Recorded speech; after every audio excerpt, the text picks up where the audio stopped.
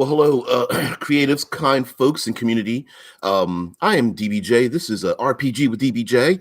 It is Monday, and this week we will be talking travel plans, long-term travel, exploration, moving from one place to another. We're going to talk about any and all of those things. Thank you for joining me. Now or later. Next week, next week we will be Vince. What's going on? Hey, everybody. Trying to get my little thing back. Perfect. Okay. Next week we will be letting off a lot of steam. I want to make something like really nice and special, some clickbaity thumbnails and get it all out. But this was requested by Prue. This was a as always, I always ask for themes, kind of to stretch, go through the week and such. Deadman the Storyteller says, and we can start off with a quick visual glitch in the video. What is going on with this glitching? I'm using YouTube's direct camera instead of using Hangouts, so maybe that's it. I'm presuming that's what's going on. I'm not really certain. Yeah, and I never get a glitch. Of course, I'm the one sitting in front of the camera, and maybe there's something about that. But yeah, I don't get the glitch at all. Anyway, travel plans, RPG traveling. Now, I want to bring up something. This isn't necessarily in every game, but there's something. Hey, Prue, this is for you. There's the idea that the math for 5th edition Dungeons and Dragons, which is often ignored, is that there should be between 6 to 8 encounters, most likely combat, between every long rest. That's like 6 to 8 encounters of some sort before the PCs go to sleep for the day. And I think a lot of people fail to realize in the world's most popular role-playing game how that math works out and how difficult it can be to even incorporate that kind of math when doing a traveling game, because 6 to 8 is pretty. I mean, that's pretty much like going to war. It's a little bit. Could be a little bit unrealistic to have that many encounters per day on like a 3-week travel to get to like the Shadow Mountains of Grandel or whatever it is.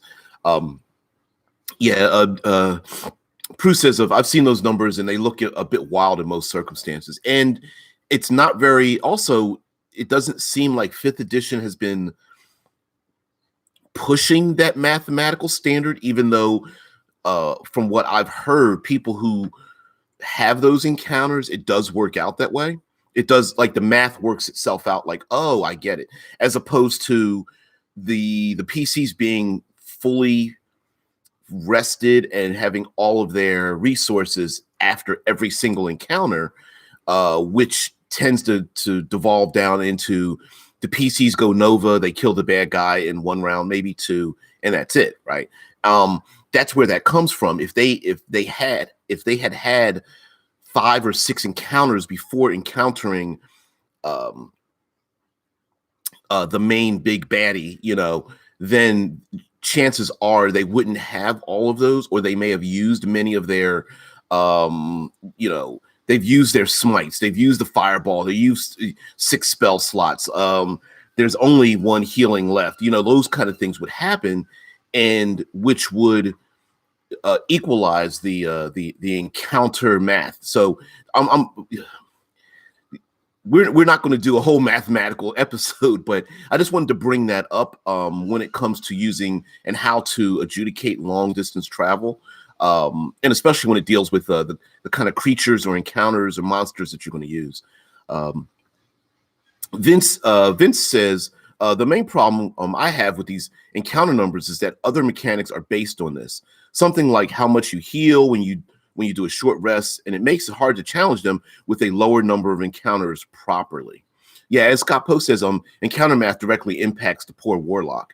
Well, not necessarily. We're presuming that we've inadvertently made assumptions about some of the PC's abilities that are based on incorrect math, making us feel like that character is or isn't more or less capable. For example, it's supposed to be 6 to 8 encounters per long rest, not short rest. So a warlock may gain back their abilities maybe once every 3 encounters, whereas the characters who have long rest get theirs back maybe once every 6 to 8 encounters. Also, I believe that what we're not incorporating is the fact that it's called resource management, and a lot of gaming tables don't have any or literally any skill in resource management. The idea is that you should, if you've got 3 magic missiles left and or choices to use magic missile, you have to choose whether you're going to do it or not. If you have 3 forms of healing, it's up to you whether you choose to use that or not. And so resource management is supposed to be part of the game, and more often than not, it is, okay, we've just defeated something, wipe our hands, go through the treasure, we're back to full, let's move on to the next room. And essentially what the math comes out to be, yeah, we've just beat up the big bad, let's wipe our hands, we are at a slight disadvantage, but we have to move on to the next room. And yeah, Alex C says, "Woo! Thank God I didn't come here for math class." Yeah, I'm terrible at it anyway. So the idea is to challenge the resources. Now, what happens is if you think about it, it makes perfect sense in a dungeon, right? So the PCs go through 3 or 4 rooms. They have some encounters. They rest in the 4th room. They go through 2 more rooms. Maybe that's enough for the evening or even the game session. They take their long rest, or they find some place to hide. You take a long rest. They just, they've gone through 6 rooms or 5 rooms or 8 rooms or whatever, and then you keep on going. And the idea of having 6 to 8 encounters in a dungeon, and I'm using that very loosely, is that there's things wandering around. You've just killed off the adversaries for other creatures that might be in the dungeon who want to move in. So, and of course, taking a nap inside of an ancient crypt with like ghosts and creatures running around isn't exactly smart, even if you start barring doors. So yeah, the 6 to 8 encounters in a dungeon sounds pretty good. The long distance travel one tends to be a little bit obnoxious. Having 4, 5, 6 encounters per day, every day for 3 weeks, it's like, wait, what? Like that's a little bit bizarre. Yeah, Deadman says Deadman says, yeah, that started with 4E in Dungeons and Dragons. Vince says the big problem is, how do you challenge the resources with a lower encounter rate? You really can't, because they won't use their potions or scrolls or similar when they still got normal methods, and it makes it hard to create tension. I absolutely agree, especially 5th edition, because it is Dungeons and Dragons is the pinnacle game. Of course, there's plenty of other role-playing games. Last week, what was it, the 5th episode or something, I pulled out a ton of role-playing games that I have, and they all have various levels of resource management, and in many ways that would, if you're playing Cthulhu, you're not going to have a problem with resource management, right? In any version of Cthulhu, it's just pretty much a downhill spiral, no matter what you do as a game master or a player or whatever I forget what the storyteller game master thing is, but the point being is that it depends on the game you're playing. In Dungeons and Dragons, when you have less encounters, you are absolutely correct. You're going to use far less of those like one-shot potion scrolls, those once a day abilities or something, being hoarded because the PCs are afraid of using them later on. Yeah, Prue says, yeah, I get why a lot of people house rule around healing in fifth edition. Because the healing in fifth edition is based around the 6 to 8 encounters, it kind of makes it seem like with so many characters having the ability to heal and then having those healing abilities stacked, it sounds like everybody's just pulling healing out their back pocket and doing it. And it kind of comes across like one encounter versus like 5 methods of healing, when it's like 6 to 8 encounters and you've only got like 4 or 5 methods of healing. Yeah, Vince says, and something like rations becomes meaningless once the cleric can create food and water. And I, me, I refer to it like the easy button. They create food and water. Leomund's tiny hut is the pinnacle of having a living out in the wilderness or a tent. What are some other things? Just a ton of keepers. Sorry, Tesla, I read that. But there's a ton of like easy buttons where there's like Goodberry is a healing fruit that gives you, instant ration and the ability to heal.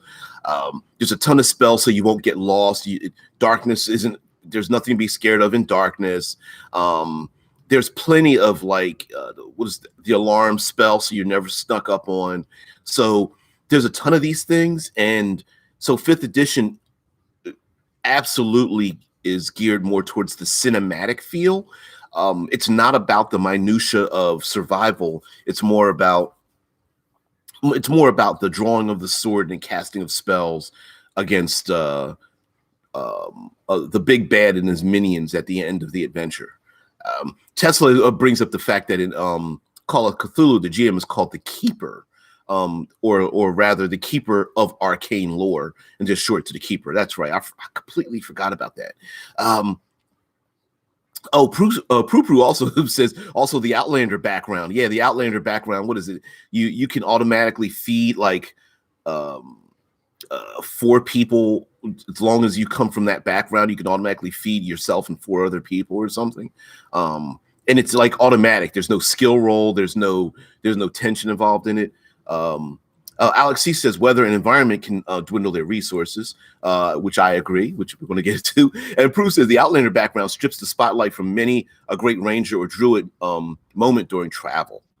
I absolutely agree with that as well. I mean, it's not even, there's no die roll involved. There's no like possible chance of failing, or even the way it's worded. It's like there's not even a chance of randomly encountering something. And that's the thing. Yeah.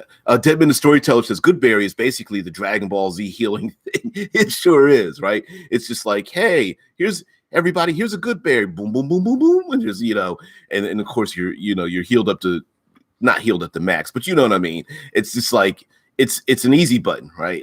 Here's a Goodberry, everybody gets one. We don't have to worry about eating, except for our fruit punch mouth and purple fingers. It's silly. Vincent says the big question always is, how hard do you want to have it for your characters? And also, are the people playing the game going to balk at the idea that is supposed to be the encounter rate, as opposed to the constant "you're nerfing my character" thing, right? If you're a wizard and you have 6 to 8 encounters before a long rest, which allows you to gain back your spells, that means that the wizard class, people are going to say, well, my character is being nerfed because I don't have the ability to regain my things, which has always been the argument about the warlock who gains them back at a short rest. And if you're getting 1 or 2 short rests in between those long rests, you're going to have it. For those players that are not used to that kind of math, you're going to find that there's going to be conflict if they're not used to it. Vince also says, in a campaign of mine, one NP was stuck in the Chult jungle for multiple years because he did not have a cleric to constantly heal his wounds and diseases and create food. He was forced to wait. Yeah, Alex, he's a Goodberry, 1 hit point, but you're filled for the day. I wonder if you could call it a Dingleberry. They consume it. Hey, you know what? Oftentimes we are we're blinded by the name of something or how it's referred to versus what it actually does. Yeah, if it was dingleberries, I don't think it's like, what do you mean it's covered in hair? Oh, nasty. Vince says, and then the PCs come to the same place and rush to the jungle in a couple of weeks. Yeah, that's always, when we talk about long distance travel, it's like, every setting has the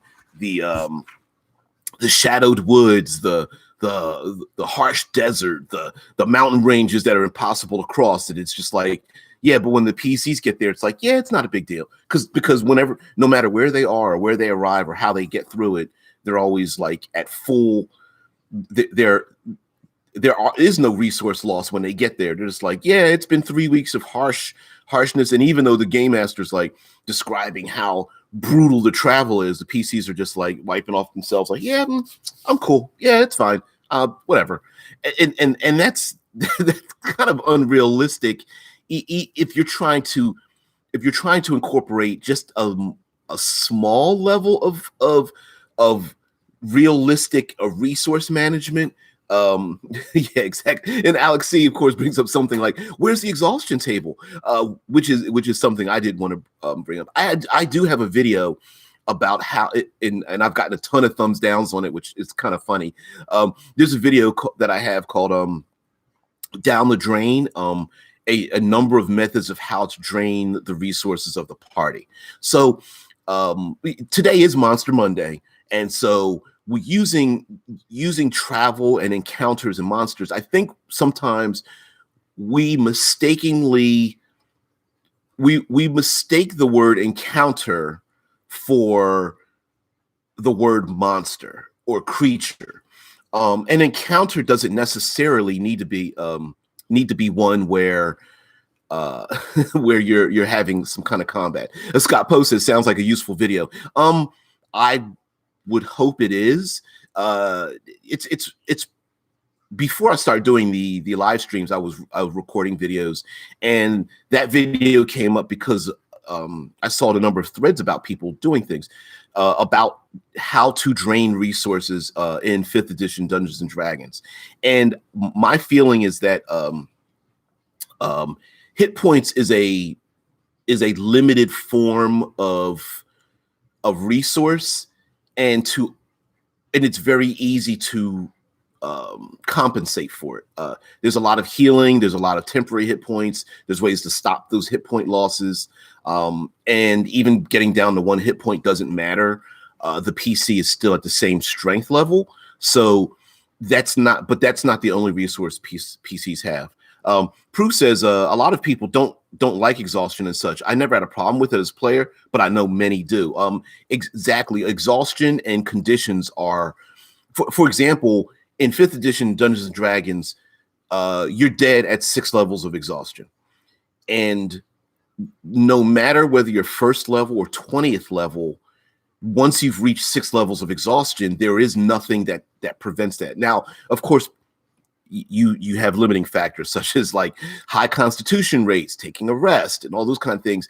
But the point being is that six levels of exhaustion basically is like, yeah, you can get hit 6 times and that's it, or not hit, but it's like having 6 hit points. Many people think of it, and then therefore they think it's unfair.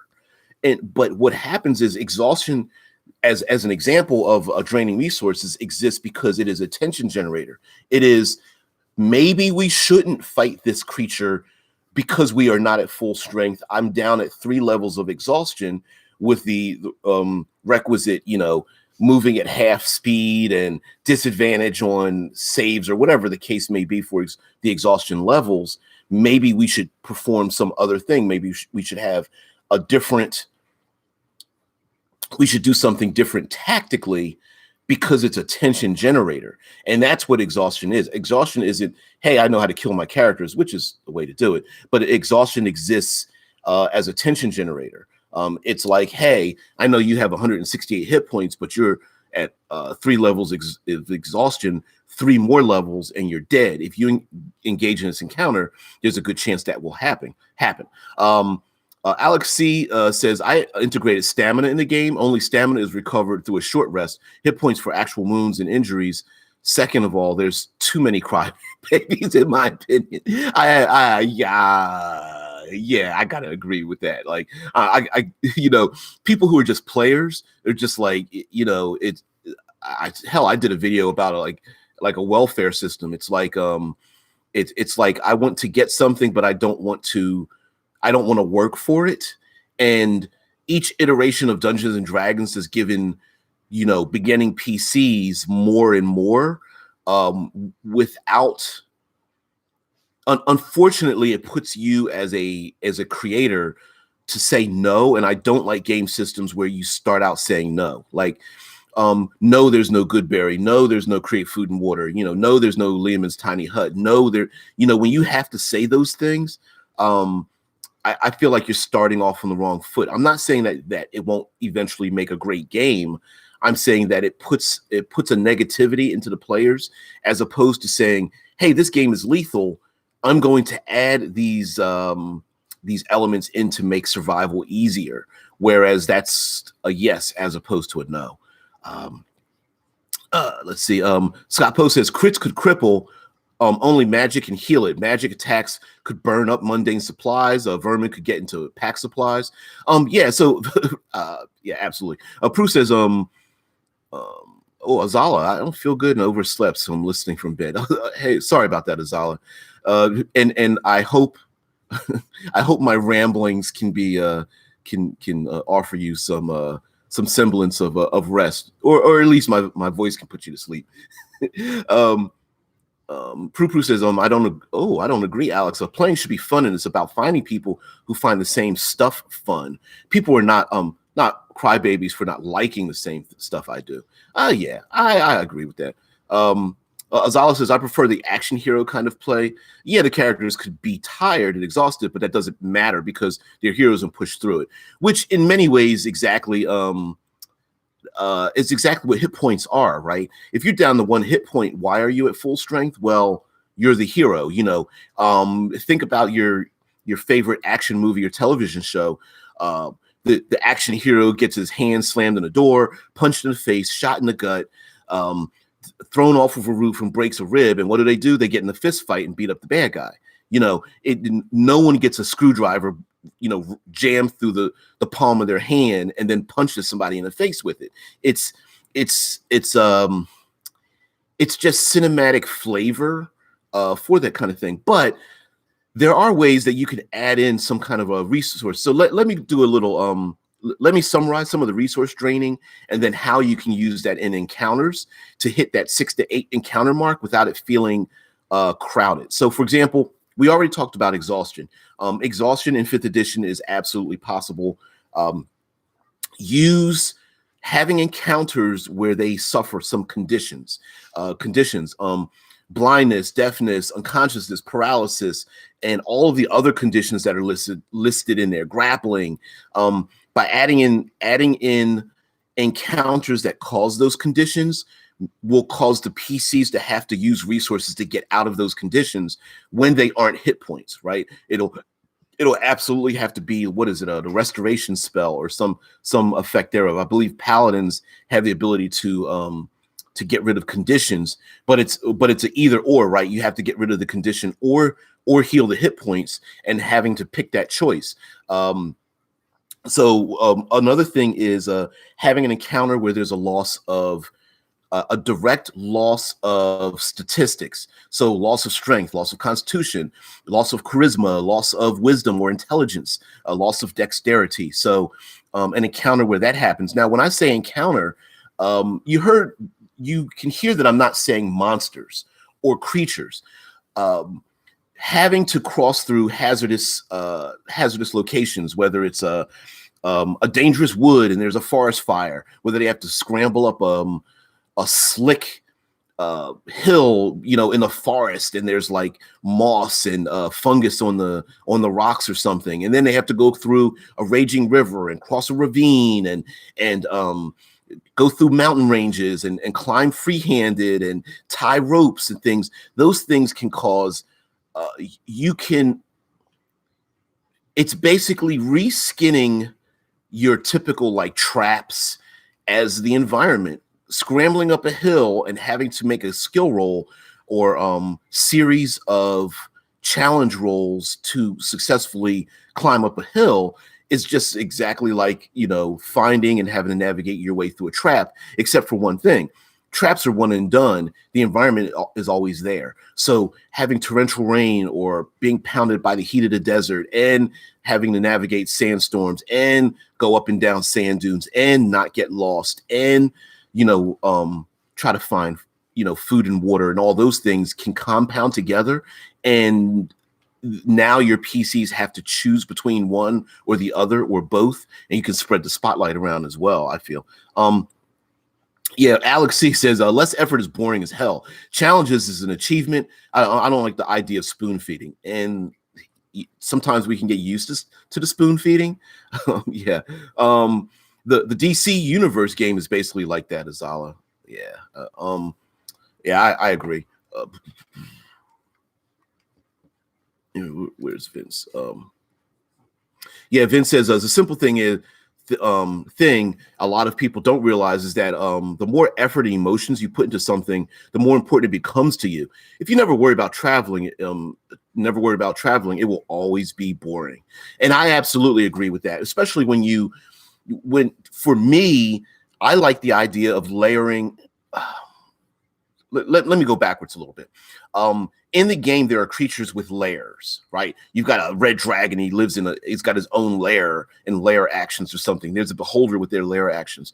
But the environment that we live in and travel through is a lair. If you live in a rather dangerous neighborhood, there are gangs, and that gang uses that neighborhood as their lair. If you were traveling into the sewers and there's creatures living in a sewer, that's where they live, and they use that to their advantage. And not only are they using the environment to their advantage, those of us that aren't used to traveling in those areas will find it difficult. So the giant spider that's able to climb over that live in the jungle, it's no big deal for the giant spider to, go through the canopy of the thick foliage, but for the human beings with the machetes trying to cut through it and, having to leave their wagons behind, and now they're realizing that they should have never brought their horses. That's a real thing. And so, like Prue says, I love the idea of traveling environment being used as dungeon traps. It's one of my favorite takeaways from your vids. Yeah. And I me, I'm a third pillar-ist, right? As you notice, I don't say environmentalist because that's a trigger for some reason. But as your self-appointed third pillar-ist, I'm always about pushing that. So if you have yourself a jungle and the PCs are fighting a giant spider, why not have the jungle itself be a problem? And I know 5th edition has difficult terrain, but I feel like just using difficult terrain is a very simple but uninspired method of harassment, let's say, right? Basically it halves your movement and that's it. But a jungle can offer cover. A jungle could be so thick it's like the entangle spell. A jungle could prevent opportunity attacks because when you go to spin, when another, the jungle lizardmen run past you, you're just swinging at vines and leaves and things like that. It could inhibit dark vision because you can't see through solid objects. It can inhibit ranged attacks as it deflects or that fireball just tries to light something on fire 10 feet in front of you instead of 60 feet through the thick foliage or something. It can add to the stealth effects, stealth ability of the lizardmen that are going to attack you, as I'm still sticking with the jungle theme, right? There are creatures like the giant spider and other things that can climb up into the canopy and whatnot. And then, like I always say, you can use and abuse that environment too. So maybe there's PCs who want to climb up in the canopy and fight the spider 30 feet in the air. There might be, the gorillas or whatever that, swing through the canopy and, they have a climbing move rate that is far superior to the PCs. And maybe they do hit and run tactics and such, as well as not being able to see the pit traps and not being able to to see whether the pit trap was man-made and created by, intelligent forces, or maybe it's just hidden by foliage. It just happens to be that there are these like little tiny cave openings below you, and you can't see them because it's covered by foliage or something. And those kind of things. Let me get back into the chat. So, Alex C says natural pits, landslides, flash floods, quicksand, absolutely fog. And the thing is that there doesn't necessarily need to be one natural pit, right? There could be a series of them. Landslides are a big thing, and flash flooding, and then after flash floods, there's debris, and after landslides, there's tons of debris. After flash floods, now there's the fact that you have to navigate through water. Is the water waist level? Is it only ankle level, or does it go above your head? And now you have to figure out. You now you went from a jungle to holding on to the upper branches of the canopy, because now the place is 30 feet of water below you. Prue says having to leave my pack animals is hurtful. It's a great way to get me all drama queenie as a player. I love it. You got that right. You'll have more arguments about like, what do I leave behind, and having to leave my animal or my mount or something and all that kind of stuff. Oh, hell yeah. I absolutely agree with that. Vince is just getting through. It was the hard part. Zala says in the chat, I was going to take a note from the Mad Max game. Massive sandstorms that strip flesh and throw around pieces of scrap and thunder that strikes cars. Yeah, absolutely. And you can layer that on top of an encounter, right? So let's say you have the massive sandstorm, but they're like the desert raiders, like, the Star Wars desert raiders. Maybe they're orcs or something. And they plan their attacks knowing there's a sandstorm coming, and they know you're strangers. They know you're not adapted to this place. So, they snipe at you with their, I don't know, crossbows or something, or they throw their javelins, and then all of a sudden the sandstorm starts to kick in. And then maybe you use escalation, which is a great tactic. So the sandstorm comes in and it gives disadvantage on like ranged attacks and such, and knocks down vision to like 30 feet. And then maybe in a couple more rounds, maybe it moves up, and then vision gets knocked down to like 5 feet or something. And not only is it instead of disadvantage on ranged things, maybe it literally is impossible. It just sucks it out of the air or something. And you could increase the escalation to the point where, maybe the enemies, they run for it, or the enemies try to wait out the sandstorm and whatnot. No kidding. No. Thank you, lovely. Yeah, I'll pet you. Sorry, guys. Bam, I'm back. Woo. Yes, Sophie, I love you. Vincent says Vsauce recently made a great video about the dangers of the Mad Max world. Oh, Vsauce did what? Okay, I'm gonna have to look that up. And listen to that. I love the Mad Max world, especially the latest one. And there's so many things in it that I absolutely love, above and beyond the really cool world building that they did in it. Jenny says just got here, so don't know what's been discussed, but make the guide / ranger / scout role as a fieldcraft skill to get bonuses on travel speed, etc. And absolutely, an encounter doesn't necessarily mean that the PCs must absolutely positively fall into it, right? An encounter of a sandstorm and the PCs go searching for shelter is perfectly acceptable. They might have to make some rolls and travel fast, or they have to make so many successful rolls to get there in enough time. So maybe you roll a D6 and say, okay, in 4 minutes the sandstorm's going to hit you. You have to get at least 3 successes to get there. And so maybe each success is a minute. And if they make it, great. If they don't, they get trapped in it and they lose their resources or something, or someone gets exhausted or whatever. They have to make rolls not to get lost and whatnot. but that's an encounter. That doesn't necessarily mean there's battle. And it could be the PCs come up with a great idea to avoid an encounter, which is the whole point. It's the creativity to get around it. Prue says, when the players get buried and the hole is only big enough for the small PCs to get out, and then there's a monster encounter outside. I did that once. Players hated and loved it. You know, that's a great, that's an awesome thing too. Sorry guys. All right, I'm gonna have to pet the kitty because if I put her out, she's gonna scream. If not, yes, kitty. Yes, I love you too. Come here. Look. Yeah, I know. I hear you purring. They can hear you too. Wow. Hey, you've ruined the library there. Okay. All right. Let me come here, kitty. I can't see the chat. All right. Anyway, guys. So another thing to do when it comes to encounters is that, like I said, not every encounter has to be deadly. Not every encounter need be combat. Even if you include combat encounters, they don't need to actually be that rough. They can be 3 goblins against a 5th level party. Little by little, the PCs will have to use some of their resources.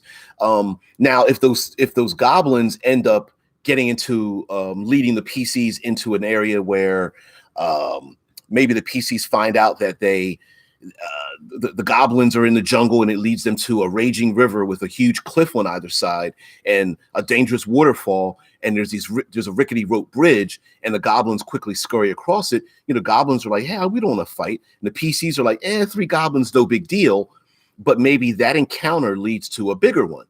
Maybe they're goblin scouts. They go back to the troll that's right now in charge of, you know, the goblin encampment or something. And so one encounter could stack on another, and maybe the player characters use some resources to either go after the scouts. And so maybe the troll wants to send more people out there. Maybe the PCs decide not to use any resources. But there's other things too, as well as using up spell slots, using, of course, attacking the hit points, using exhaustion, using conditions, we talked about this before about splitting the party, where just like Prue mentions about being, stuck in a hole and only the small PC can climb through. If you have places that limit the abilities of the PCs, darkness, far ranges, tight spaces, heights, someone falls into or climbs down into a pit and there's something down there, but the plate mailed paladin can't get down into the pit. So the small PC is the only one left down there who can fight. It could be that there's flying enemies above and the PCs who do not have ranged attacks have to find some other way, or maybe go for cover, while the PCs that can, fire off their arrows or shoot spells are the only ones as effective or something. And it allows different people, it allows you to move the spotlight around, as well as other things. Then there's also using, I hate to say this, but using the PC's abilities against them. The mage may get, let's say the orcs or the goblins see the mage, and the rumor about the mage starts to spread. Kitty, I want to see the chat. I mean, right in front of, really, Kitty? Come on. Wow. Whatever. Okay. Sophie.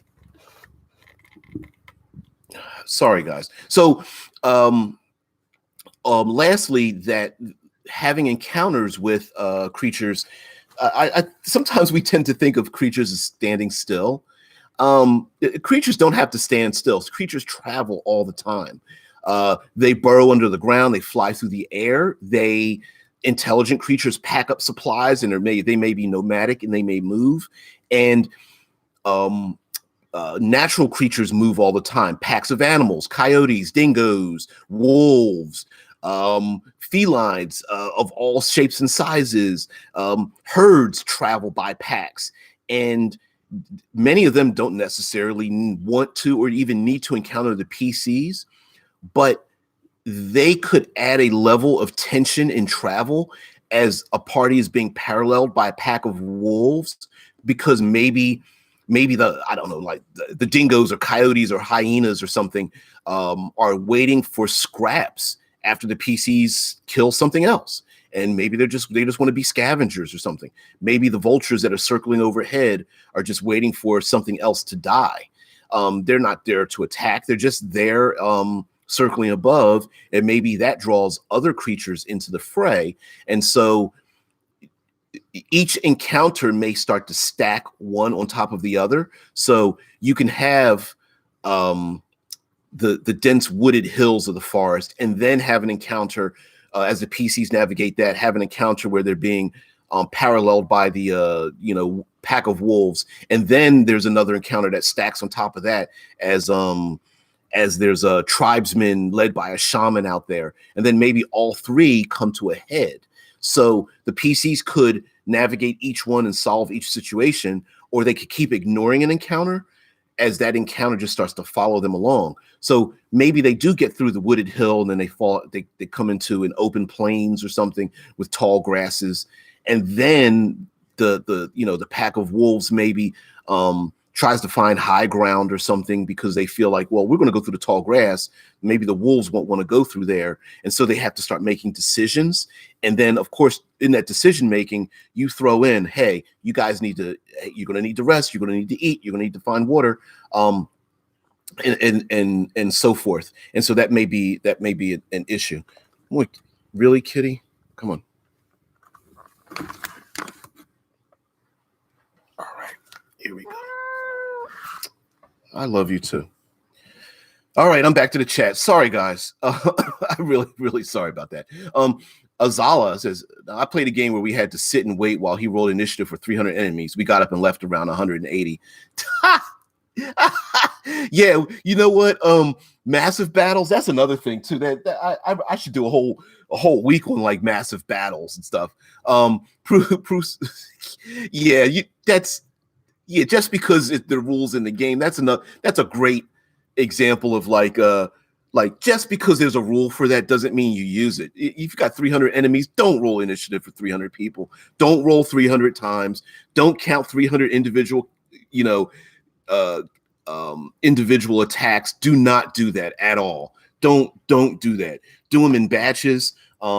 Make them like massive creatures, there's a way to do that, but don't do that. Don't. Yeah, you're just what? Yeah. Poo says DBJ does she have a box or a cat bed near you she could choose? So sometimes that helps. She's got all of that. Yeah. It's my voice and my attention. That's all it is. And then once I close the door, you're gonna hear like screaming. And I'll never be able to do the video because you'll just hear in the background this that kind of thing. Now when I'm off the computer, there's no problem. But when I'm on, it just happens to be during the live streams. Yeah. She just pays attention to her toy. It's weird. Scott Poe says Azala tried Mook rules from 13th Age. Yeah, groups of guys with X HP each becoming a total pool. PCs kill as many as their damage can cover. More satisfying than one hit point dead or no minions or something, which I absolutely agree, right? Like if you do 38 points of damage, maybe you take out a total of 6 enemies at one time, and then you can get real descriptive. It's the massive battles we've always seen in Battle of the Bastards or other television or movie scenes where the good guy is just like slicing through a number of enemies and stuff. Yeah. Alex, he says, geez, really, I would have left the table too. Yeah. Zala says, they weren't one hit point monks. They were literally all just normal bad guys with full hit points. We were meant to fight every single one of them. Yeah, well, see, that's another mistake, right? Like 300 people, no one's going to sit there unless they're like zombies or like mindless or something. All 300 are not going to sit there and wait to be hacked up to pieces, right? When you get down to about 150 against like a normal group of adventurers, they're going to start rethinking the hell. Like, wait a minute, like we're fighting a handful of people. They've knocked us down to like half our strength. I don't want to be one of those dead bodies that they're laying around, that are laying around and whatnot. Yeah.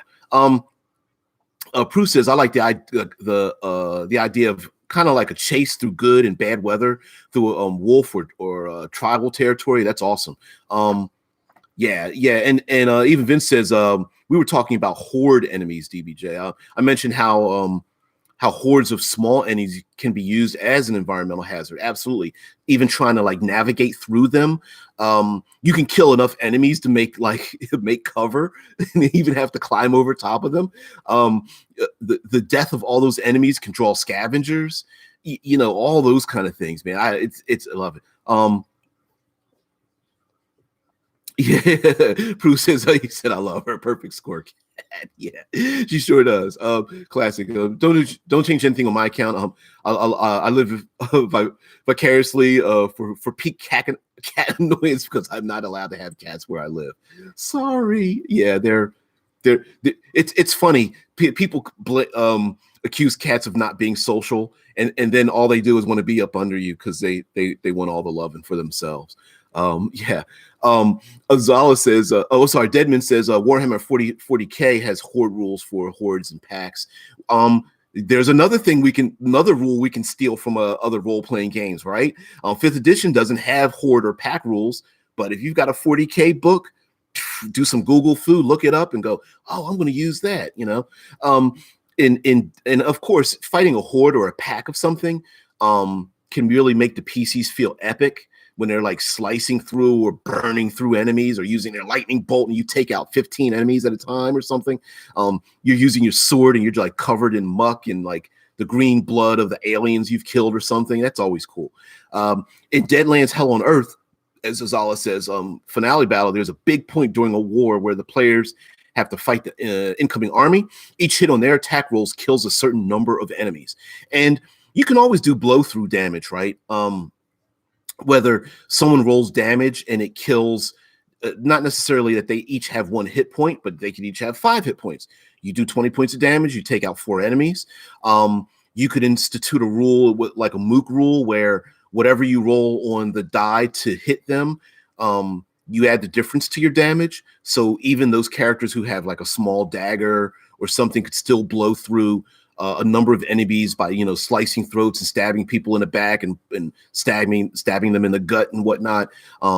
Let's say someone rolls a 15, they need to roll a 10 rover, they roll a 15, just add another 5 to the damage, and then that blows through the mooks. And of course, as a game master, I wouldn't worry about how many they kill. That's the whole point, right? You're not going to run out of bad guys. Scott Poe says, I'm also going to try a mechanic with my mooks. All the creatures are mooks unless a PC attacks or attack damages, but does drop at least 1. Then it is revealed as a veteran. He becomes a normal monster. Ooh, that's possible. There are plenty of games like Feng Shui is the first one that comes to mind where you have unnamed individuals in within the Ring of Fire. They're called embers, and embers don't have names. They don't have much. They're just basically like side characters. They're not even side. They're the grunts, the mooks, the cannon fodder, and they don't have any special abilities. They don't have a lot of hits. They don't do much damage, but they are very effective in a large group. Whereas you have yourself, like you mentioned in your comment, like veterans.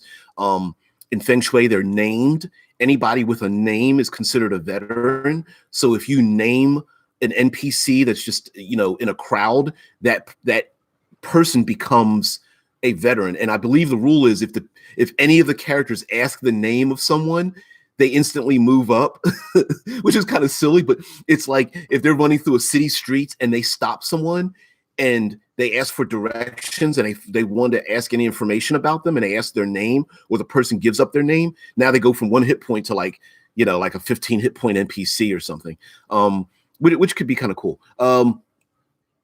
Alex C says, hell around 10 to 20 start rolling morale for the group that's being massacred and increase the DC as more die. Absolutely. If you want to do if you want to have like a morale mechanic, you start killing the hordes of creatures and they see their buddy starting to fall down like you know, cutting down wheat in a wheat field, they're going to start rethinking what the hell's going on. Now you could have, the big bad is very intimidating in the background, like forcing them to move forward, but they're going to rethink. There's more often than not, they're going to rethink what the hell's going on. Vincent says they got these weird swarm rules in D&D, which is super weird. They're immune to normal weapon damage and stuff like that. And it's maybe they're trying to emulate like swarms of bugs, or like something that if you try to swat at it with your hand, it wouldn't work. Which doesn't work for like swarms of goblins or like swarms of birds or swarms of snakes, because you could still hack at swarms of birds and snakes and goblins and still harm them, even though you might be overwhelmed by like beetles or something like that. I could see reducing the damage. I'd give them resistance maybe, because you're using the group as a whole, which is possible as well. Maybe piercing weapons don't do much because you're literally like trying to stab, one bat out of 500, and that's not really effective. Whereas like an area effect, an ability might be more effective. Chronicles of Riddick runs a scene like that in the prison.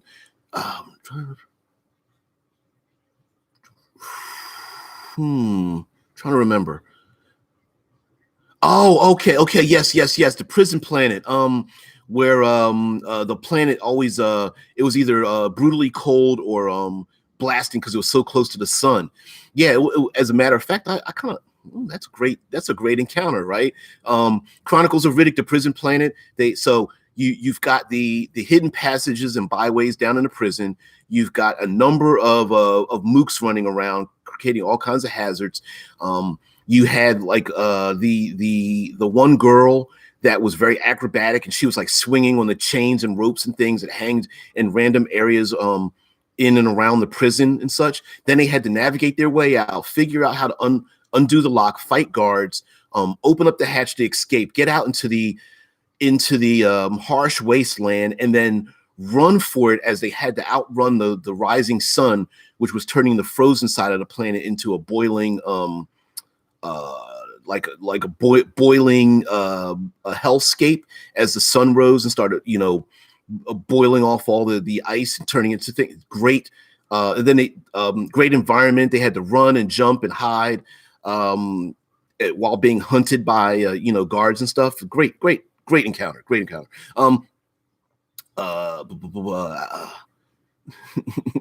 Yeah, Alex C says you're not killing every creature. They have a will to live. They're not zombies. Absolutely. And Vince says like they did in How I Got Reincarnated as a slime anime series.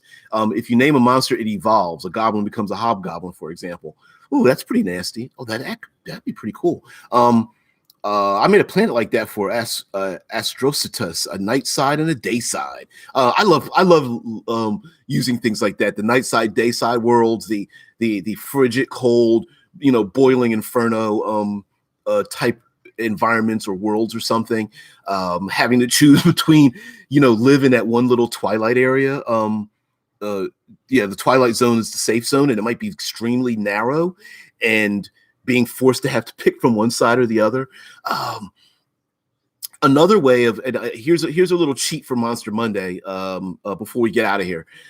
You can stack creatures to make them more effective in an encounter, to extend the encounter above and beyond what you would normally think. Let me give you an example.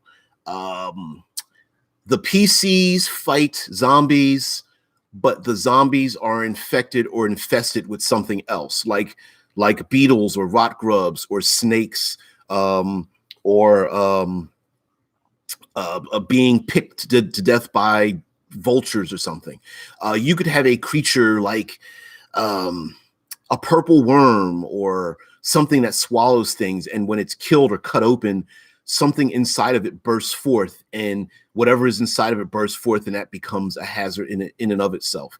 You could have the spirits of the dead in like animated armor and swords or something, and then when you strike down the armor, the spirit extricates itself from the armor, and now you're fighting ghosts. you can stack creatures. Now it can be kind of a cheat. You can't use it all the time, but you could stack Mercury and eclipse. Yeah, Mercury, the planet Mercury in eclipse phase. Absolutely. Mercury isn't exactly like that in reality, but what do we care about reality? I think it would just be cool to have to outrun the terminus of the sunlight while you're like trying to scramble your way across this frozen landscape.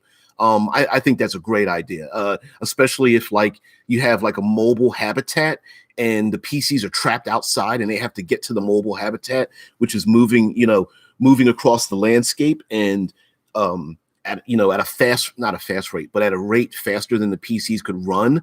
And if they don't scramble up and get back onto it, they're left with the sun rising and the sun is blasting overhead. Alex says it's crazy that Mercury's cold on the dark side despite being close to the sun, which is really weird, right? I always thought that Mercury would be its proximity to the sun would make it hot all over, despite the dark side not facing the sun. You would think that it would just be like, well, why not? Like, why wouldn't the other side be hot, right? Like if we take shade from a hot sun, even though the shade might be slightly cooler, it's not cold. But yeah, that's Mercury. You would think so, but that's not the case. Alzal says, "This isn't even my final form." That would be awesome.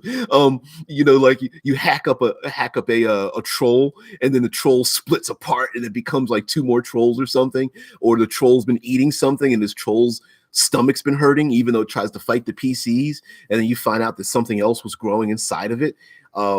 You can. I mean, you can do a little bit of a DM cosmic cheat with a creature that is killed that becomes another thing, which is a very common thing in some video games where you put down the big bad and then it transforms into something else. Either the trash and debris get absorbed into it and it becomes something else, or you cut it open and the heartbeat, is beating faster. And then all of a sudden, like tendrils reach out and the dead body parts become animated or something. You could also have an encounter where, because we were talking about travel and such, that the PCs are encountering something, but there's a greater danger to be had elsewhere. And if they pay attention, they know that maybe the hyenas are pushing them into something else. Like, for example, it's a flood season and there's like a river filled with, dozens of alligators or something. And the PCs are being chased towards the alligators that are filling the river, and the herds of animals that need the water to survive also have to like make their way, travel through the river to get to the other side, and there's all these alligators. But the PCs weren't, they're like, oh, there's one alligator, and it's like, no, you look around and there's like 15 of them, and you're like, holy shit, like damn. Oh, okay. I guess we're gonna have to rethink ourselves here. Like you can escalate a situation where naturally the one or two enemies becomes like 15 or 20 based on like mating season or something. There was an adventure the Nerdarchy was talking about where they rolled a random encounter, and the random encounter came up with a boulets, which is how it's really pronounced, according to one of the people who designed them. But the bullets, land sharks, you know what I'm talking about. They found a dozen of them, but he didn't want it to be like a killer encounter, so they were having mating season, and the females saw the PCs while the males were basically trying to attack each other to get the chance to breed with the female. So you can have like breeding seasons. You can have stacked encounters where you have maybe a giant spider has trapped other creatures, sentient or not, in its spider web, and so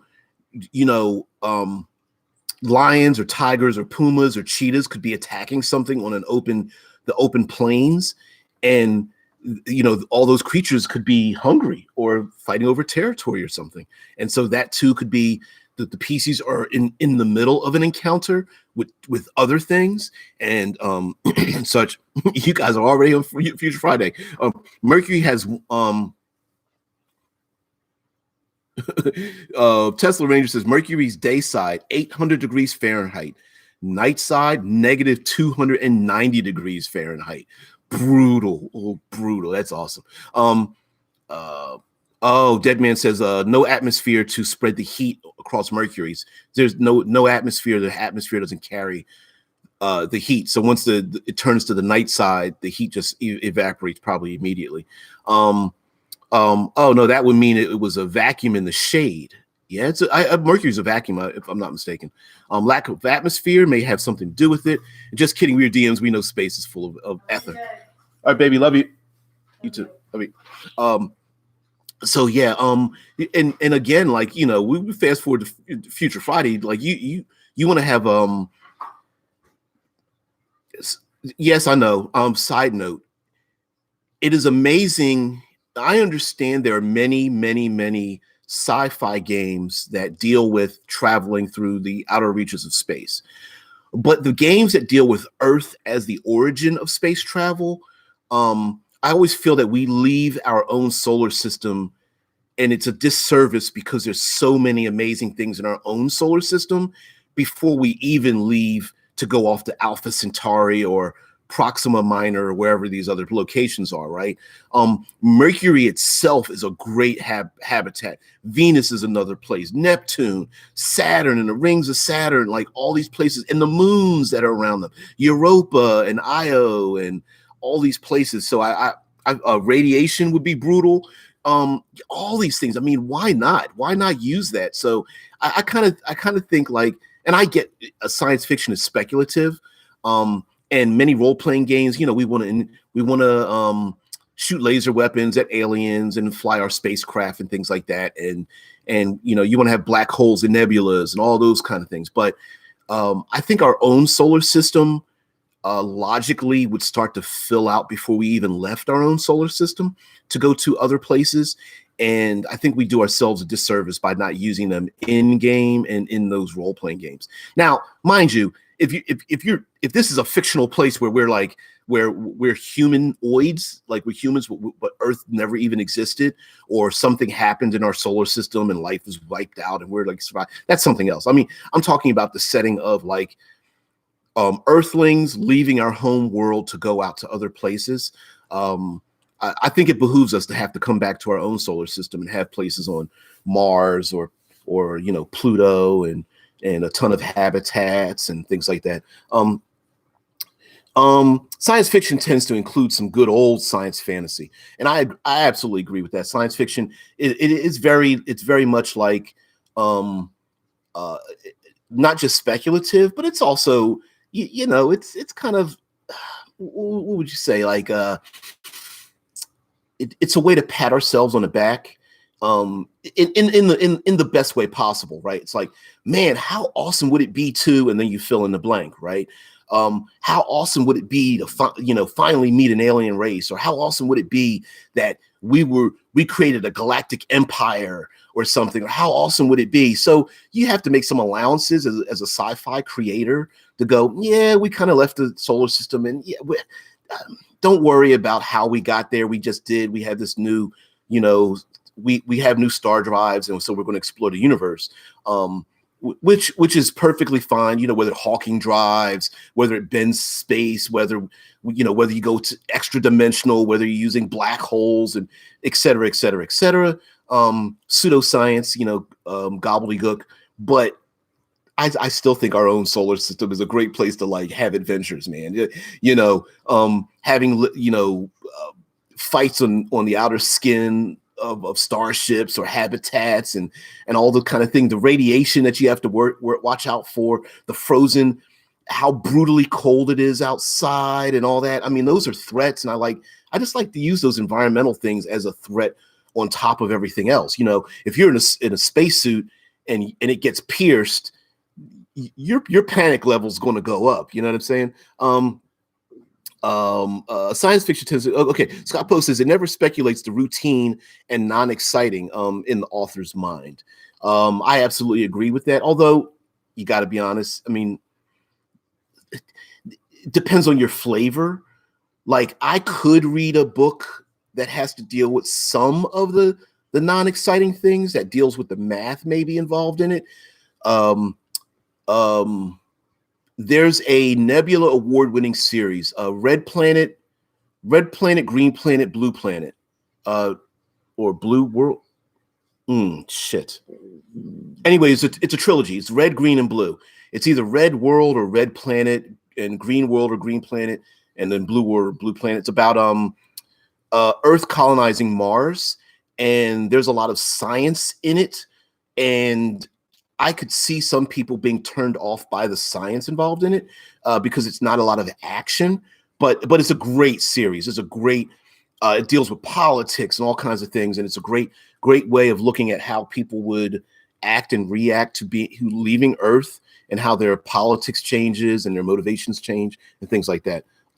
Knowing our luck, we will be the test subjects or cattle. Yeah. Red, green, blue Mars. Thank you very much. Red Mars, Green Mars, Blue Mars by Kim Stanley Robinson. And it deals, what I really love about it is that, for example, there is a character in the book. They send 100 expertly trained people as colonists to Mars.